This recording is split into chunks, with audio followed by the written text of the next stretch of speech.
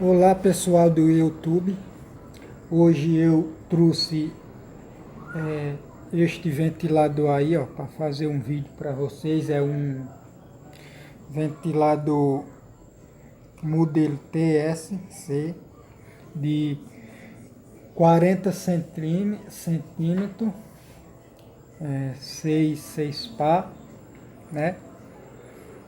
Esse ventilador ele é um ventilador 3 em 1. Aqui ó, você usa ele na mesa, na mesa, e também usa ele na parede. Aqui ó, encaixa aqui dele, botar na parede.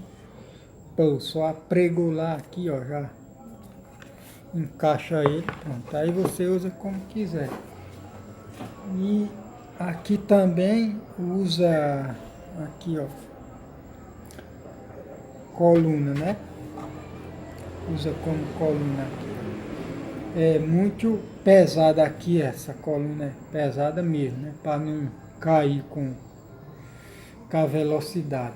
Bem resistente mesmo. Para fixar bem no chão. Esse ventilador, ele hoje está custando uns R$ 300. Eu acho um pouco caro, né? Porque R$ 300 e eu acho que você pagando num ventilador desse, eu acho que não paga nem o dinheiro, porque esse daqui, ó, tá novinho, tá bonito, conservado, chegou hoje. Olhei ele, desmontei, tava parado, troquei uma peça, aí o ventilador voltou a funcionar de novo. Eu vou ligar ele aí para vocês verem.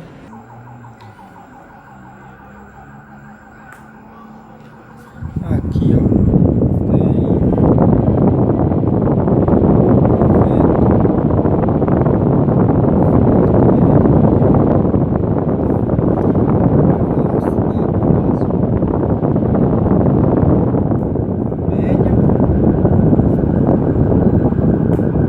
e a mínima aqui, a mais fraca.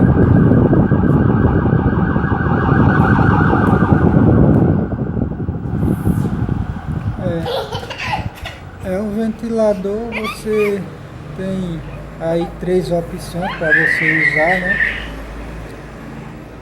E é isso pessoal, tô terminando o vídeo aí, né? E uma boa noite para vocês.